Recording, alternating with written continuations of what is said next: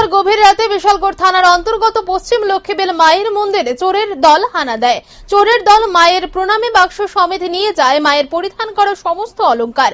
মঙ্গলবার সকালে এলাকাবাসীরা যখন মায়ের মন্দিরে প্রণাম করতে আসেন, ঠিক সেই সময়ে দেখেন মায়ের মন্দিরের দরজা জানালা ভাঙা এবং মায়ের প্রণামী বাক্স ফেলে আছে মায়ের মন্দিরের অন্য পাশে। মুহূর্তের মধ্যে খবর ছড়িয়ে যায় পুরো এলাকাতেই। সঙ্গে সঙ্গে খবর দেওয়া হয় বিশালগড় থানায়। বিশালগড় থানার পুলিশ কর্মীরা উক্ত বিষয়টিকে লিপিবদ্ধ করে থানায় নিয়ে আসেন।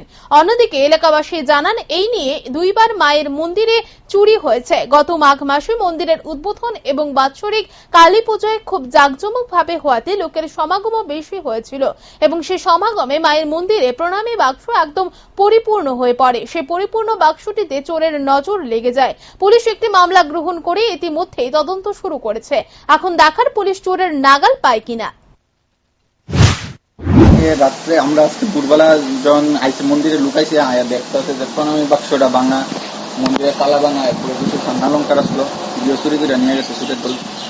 এই লিয়া প্রায় দুইবার চুরি হয়েছে।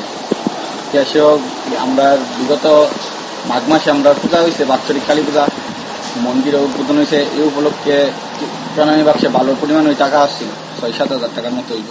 টাকা ছাড়া কি নিছে? টাকা নিছে, এরপর মন্দিরে স্বর্ণালঙ্কার আসলো, মায়ের কানের আসছিল। এই ব্যাপারে আপনার পুলিশে জানাইছেন? হ্যাঁ, পুলিশরা জানাইছি, সকালে আইছিল, তারা লিখতে নিয়ে গেছে। এই জায়গাটার নাম কি ধরে? এটা পশ্চিম লক্ষ্মীবেল কালীবাড়ি।